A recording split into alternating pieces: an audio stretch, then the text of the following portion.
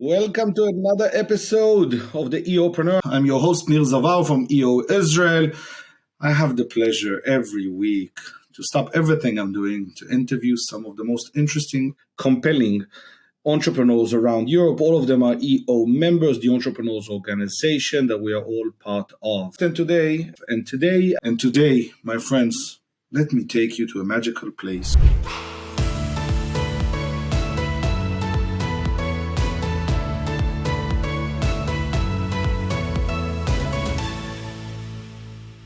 No, it's always interesting to me that we have a business and then we can decide to grow it, and then the 80-20, right? Like, would I invest so much more time to increase it by 2%, and is it worth it? And if the 2% is not enough money, is it worth it? And then we say, okay, I have a new idea, which, by the way, could sit on that first idea but explode. And as you said, taking a lot of the spare parts and that part of that, your industry, into blockchain, in my opinion, would be unbelievable and well needed, by the way, in the automotive industries and others on a daily basis. But then it's always interesting that we have this tendency to do more. We don't like something and we fix it, we push it. By the way, what I believe is entrepreneurship. Yeah, entrepreneurship is not, in my opinion, two people with a small agency managing some stuff. It's about ideation and perseverance and pushing. But you can work probably 40 hours a week and be doing other stuff. So yes and no. And why I say yes and no? Because I would wish for everyone to have a life where they don't want to have vacation from, right? So everyone, I have friends, they are thinking about 5 p.m. Friday and then it's weekend. For me, there is no difference in every day because I'm doing something that I'm seeing in the future that might make sense. And that glimpse in the future, that will be like a big, hairy, audacious goal where their life is amazing. For me, it's insane, you know? For instance, we have a new vertical where fabricating hydrogen generators, like for a company. And we've made an agreement with them. And the mentality behind it is, imagine you are downtown London, downtown Greece, downtown whatever, and you can hear the birds, you can smell like a village, right? There is no noise, there is no fumes. That's an amazing future. That's something worth fighting for. That's something worth not sleeping so much, right? And I'm sure that, clearly I work 100-hour weeks, but I'm trying to work out, that. You're my accountable partner. I'm trying to take some days off. And, whenever I take days off, I work. Like I have my laptop with me. My life is not, I don't find it difficult, let's say, to have my laptop and working for 6 hours a day. Like I wake up early, I work, then a bit in the afternoon, then, work moves forward. So I don't find it bad. It's rather that I try to optimize for the future, right? You have a strategy. The tactics is which street you go, and the operation is the same, the pace you follow. So I'm trying to optimize all those things towards a goal. There are many young entrepreneurs and students listening to this or watching this interview, and many of them are not happy about what they do, and they live for that weekend. Do you think they should quit? Do you think they should find a passion? Do you think they should start a side hustle? What would you suggest if you could give them a bit of a Greek wisdom? The way I think about the future is I start with the end in mind, right? Where would I like to be in 10 years' time, or in 5 years' time, or next week, right? And then I'm working backwards. What is it needed to go and get there, right? And then I try to ask a question. Let's say if I need 3 years to make a business work, what would it take to make this a 6-month goal? Like, what should I be doing? Like an exotic thing. Do I need $1 billion? Do I need someone to come and do the work for me? And then funny enough, I see that you can decrease the time frame very much, right? Very, very much. And then at some point you see that you have many things coming up for you. And take an example like Tesla or SpaceX. Like the guy was blowing up rockets, Elon Musk, right? 2 years ago. And now he's making, 100 trips to the moon and to the stratosphere and so forth. Cars like, Tesla cars. You got the plate now. It's beating every car on the street. And he started from nothing, from something that was breaking down every week.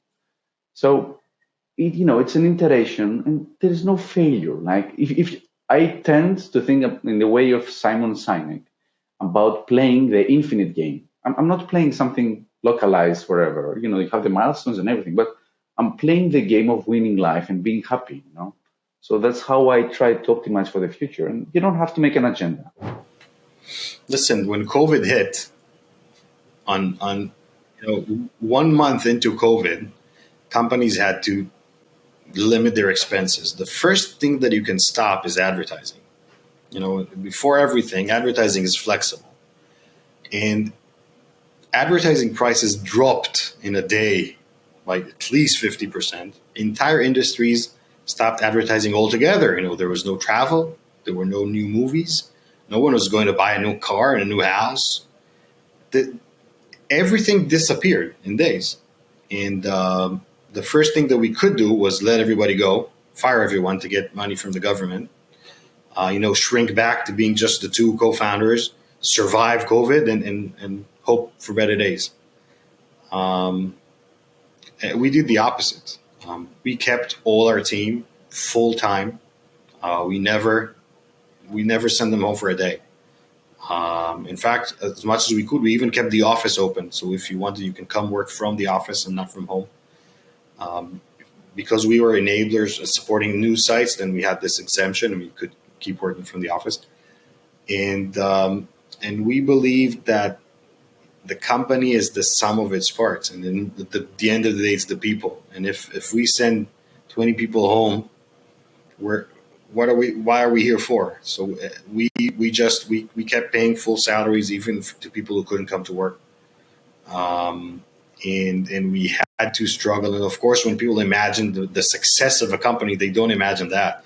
Hell, sitting together, needing to pay salaries next month, no governmental funds, no help, no advertising out there. So our entire technology was running on thin air. Definitely hard times. And yes, people don't imagine that when they start a company, but they need to know that it's going to be there. If it's a pandemic or if it's there are always things that happen. But to be happy, I don't believe there's a state of happiness. I'm happy all the time. Life is ups and downs, and you need to have more ups than downs. And it's the same for a company. I think the success is if we have more good months than bad months, then we're successful. Here's a question for my own personal benefit, if I may. You've experienced quite a lot on the physical, let's say, aspect. Afterwards, you made some decisions about changing your life or things you want to do or you don't want to regret, maybe.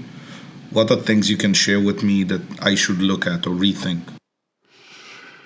Well, life can be over just like this. So think and enjoy life to the fullest while taking care of your family and friends, taking care of your businesses, and doing good for society. So for me, it's really rewarding to give something back.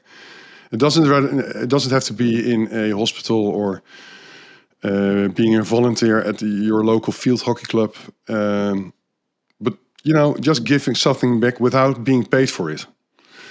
I think that's very rewarding and it enriches your life. So over the past 20 years, I worked quite hard. My wife was also working very hard. My two daughters, one is already moved out of the house. The second one is moving out of the house this next academic year. So we decided to go traveling, the two of us, like every 4 months, just to do beautiful things, enjoy life, visit cities, having great dinners, and enjoy it. I think it's amazing. We're doing this podcast under the Entrepreneurial Organization's European concept that I've created, and it's a volunteer work.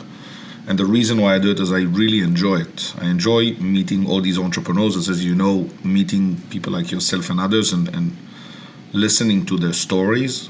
And my hope is that as many people can listen to us talk, and if something small resonates with them, we made a big impact. And I really hope, and listening to you kind of makes me feel good about the amount of time I decided to spend the last year on having new experiences and doing different stuff. I think it's important to do different stuff. And, of course, as entrepreneur, we entrepreneurs tend to be quite well off financially. A good a lion's share of the entrepreneurs, not all of them, but money hasn't been an issue. So you better, basically you should ask the question to yourselves: when is it enough? Is $1 million enough? Is 2 million enough? Is 3 million enough? But we have the tendency to, okay, if you have two, let's make it 4. I made it to 4. Let's make it 8. Let's see if we can make it at 16. And all of a sudden, you're like 55. You find yourself alone in the kitchen because your partner left you because you were always working. Your kids don't want to see you because you weren't there anyway. That's not a very rich life. So living a rich life is not only from a financial perspective, but also the things that you do and that you experience, that you contribute, that you value. You go into chapter 11. How do you sleep at night? You don't. You sleep. Yeah. You survive on Red Bull and Baraka supplements to keep you. Yeah, sleep. That's a good question. A lot of frustration, a lot of uncertainty.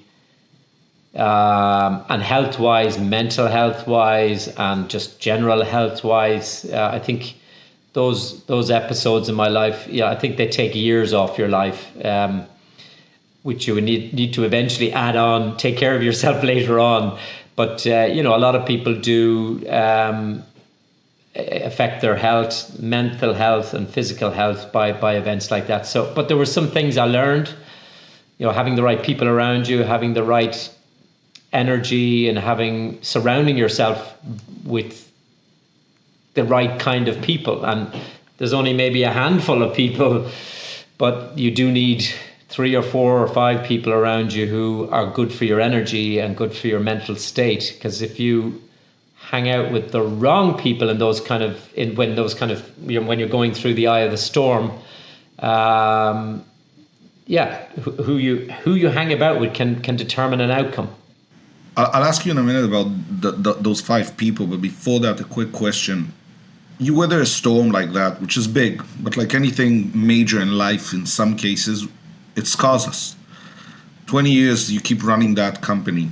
Are there any other points where you feel that scar coming back to life and you say, we need to make a big decision, but I might be making the decisions coming out of fear. I don't want to go back there, where you found yourself in that moment saying, why am I making this decision?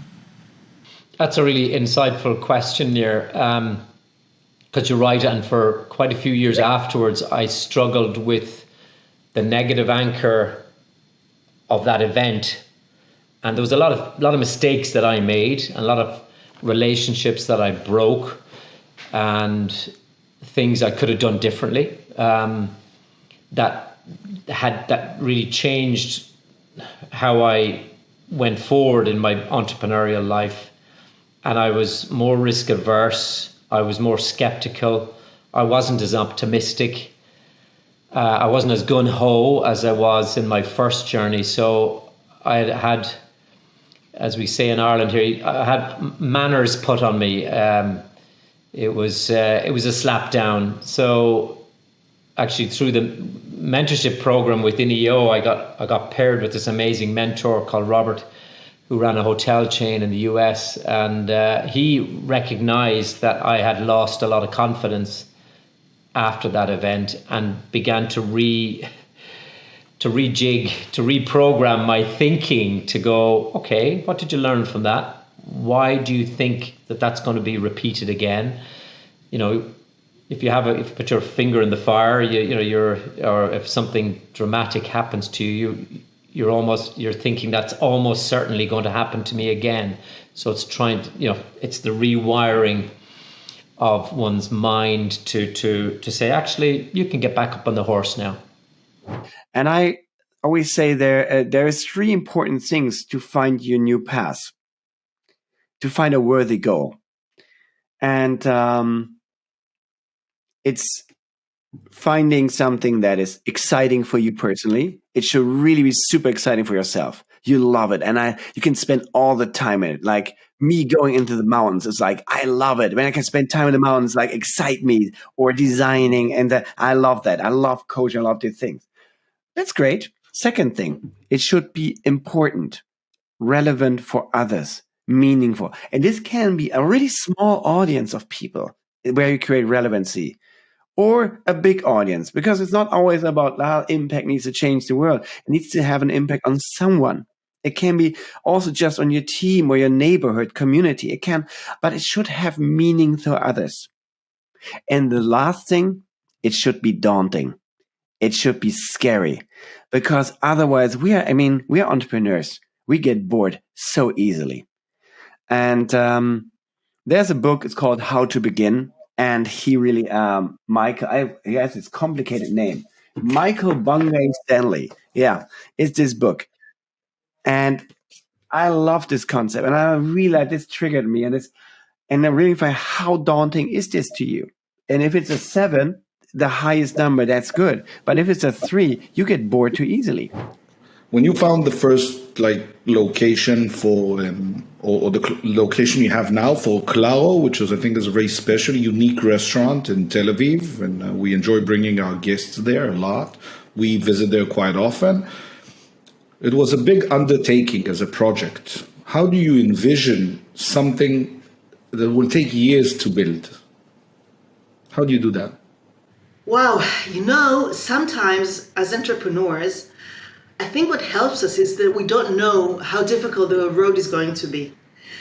We jump into the water, we start our new project, and only in retrospect we realize that we were crazy for doing it, or that it was really, really such a tough way. And if we knew it ahead of time, maybe we wouldn't have done it. So when we found Claro, we've been looking for a location for a restaurant for quite a while, and we knew that it cannot be like a business building or just a regular place, because we're not like that. We're very colorful people, and we're really into interesting locations. As caterers, we also did that. We never worked in hotels. We never did like regular things. We always looked for the unordinary things. So a restaurant should have been really like something out of the, something really special. And Claro it took 4 years to build it, to renovate. It's a 200-year-old building at central Tel Aviv, and it was built by German, very, very ultra-Orthodox Germans who moved to the Holy Land in the 1880s. They came here to live in the Holy Land, and they were farmers, and it was they grew grapes and made wine, and it was a vineyard. And it's a beautiful, beautiful old building. And when we were approached to ask us about this location, nobody offered us to build a restaurant. They actually wanted our advice whether to what should this whole area be. And it was like they took us as advisors. Nobody thought that we could open such a big restaurant in the center of Tel Aviv. It was a huge, huge investment. But we, sometimes it's like matchmaking. It's like, it's like in your love life. It matches. There's this chemistry of this building, and we fell in love with this amazing building who was in ruins. It was really in ruins. There were homeless people there. There was you needed a lot of imagination and hope and maybe stupidity to think that this could be a big, successful restaurant in the middle of Tel Aviv. And actually it took 4 years to renovate, to rebuild it, to get all the facilities inside, it was really in ruins. So actually, one of our competitors, but we're really good friends with them, and it's a culinary group in Tel Aviv, and they own a lot of restaurants. So he came to me like about a year before we opened. He said, "You're either stupid or like really, really brave, because this is like an enormous project. I don't think you can make money of it." And I said, "Since you know us very well, you know, it's probably the second option, because we're not, stupid is not our second name. Yeah. So we're really brave and we believe in it."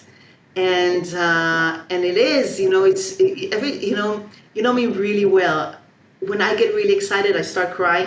So it takes like about once or twice a week, I walk into Claro at noon and I see all these people there, it's packed, and I start crying.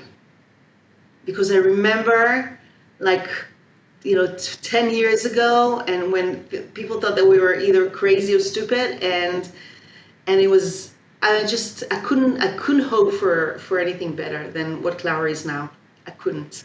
Thank you, everyone, for watching and listening to Europreneur. I'm your host, Neil Zavallo. If you need anything, feel free to reach out to us. Follow us on YouTube. We're scaling like crazy over there.